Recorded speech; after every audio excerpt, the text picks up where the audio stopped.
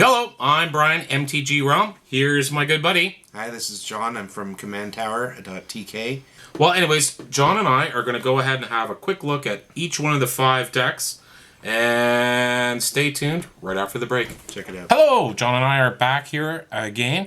And we are looking at the green-black Golgari Plunder the Graves Commander 2015 deck. That is right. Now let's start right in with the commanders. Well, there's 3 commanders as usual. 2 new ones and a returning. The headliner commander is Meren of Clan Toth, who is she's our experience counter commander. Whenever a creature you control dies, you get an experience counter. Right. Very straightforward. Now, she is kind of bananas because her ability says, at the beginning of your end step, you choose target creature card in your graveyard. If the card's converted mana cost is less than or equal to the number of experience counters you have, it goes out onto the field. And if it's more, it goes into your hand. That's awesome. Something's always going to happen at end of turn if you've got something in the graveyard. This is the only one of the 5 that has an effect occur even if the experience counter condition is not true. Gotcha. So this card is quite good for its cost. It's a 3/4, which means it's on par for its mana cost. It's just consistently going to be doing things. And with the deck built the way it is, focusing on sacrificing Lots stuff, of sacrifice. you're going to get she's going to have 10 or 15 experience counters very quickly. What is up next? We've got Mazirek is this guy, Mazirek the Kraul Death Priest, a member of the Golgari Guild on Ravnica. Yep. Whenever a player sacrifices another permanent, put a +1/+1 counter on each creature you control. And he is a flying 2/2 for a total of 5. So he's a little on the light side for his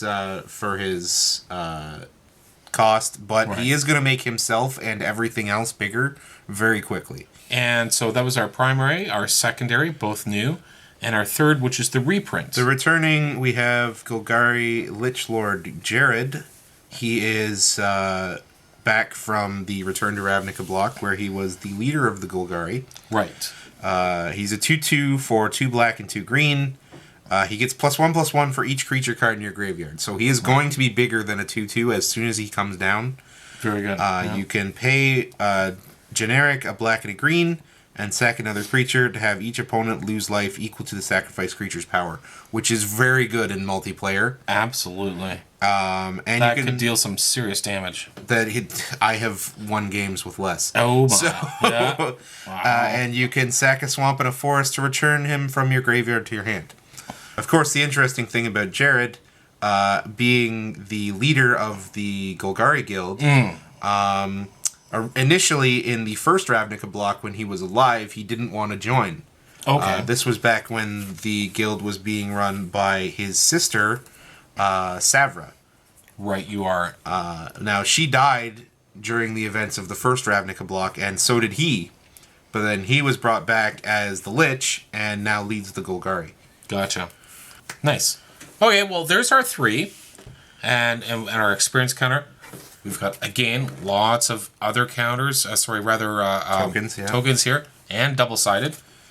As pretty straightforward with the mana base as well.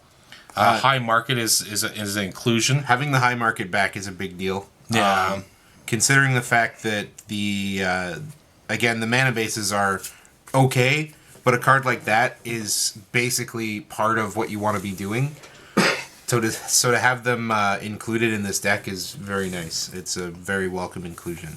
Okay, now we've pulled out a couple of cards here, and here are 15 new cards or so. All of these are the brand new cards in the deck. Yeah. And this deck is really interesting because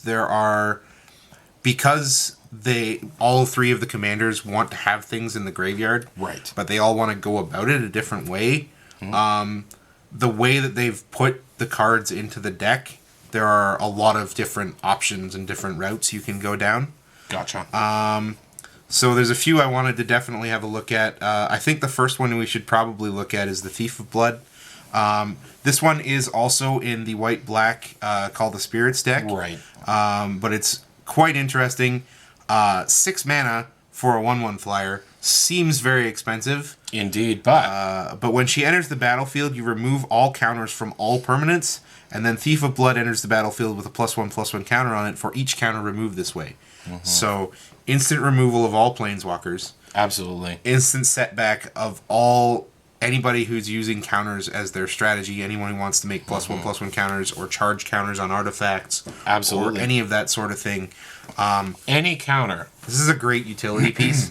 And in a deck like this, where you can bring it back and have it happen again and again, this is a very good card.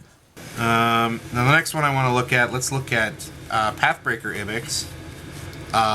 This is probably my favorite card in this deck. It is 4, 2 green for a total of 6 for only a 3/3 on the body. So Again, something more expensive, but it looks innocuous. But when it attacks, creatures you control, all creatures you control, gain trample and get +X/+X until end of turn, where X is the greatest power among creatures you control. absolutely like an overrun effect on steroids. This is a repeating, overwhelming stampede on a body. Absolutely. So the on fact, a stick. like, Yep. the fact that you can continuously get this over and over and over on swing, Yeah. if you can keep this up and protected, you can definitely blow out players with this card. And it's a goat. Hey, who doesn't like goats? Honestly.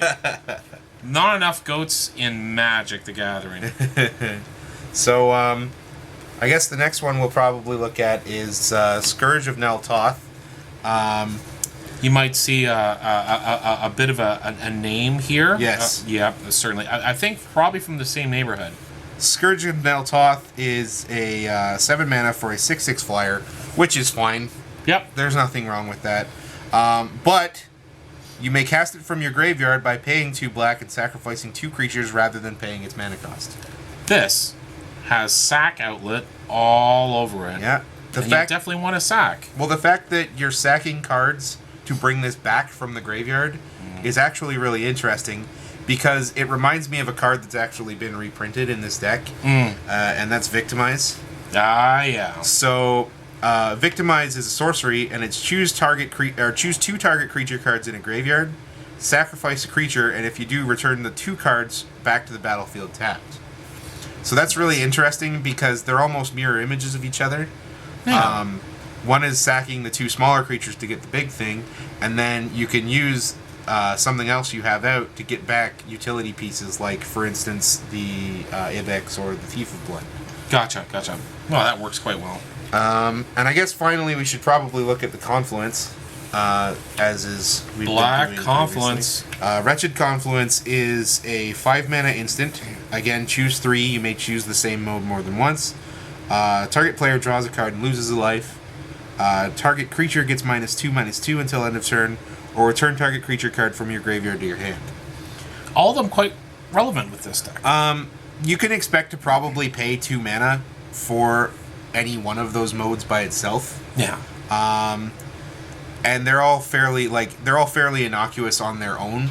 But when you can pay 5 mana and get multiples of those effects, Exactly. you're definitely pushing some serious card value for stuff like that. Yep. Very nice. Definitely another really good build. Another very well designed deck.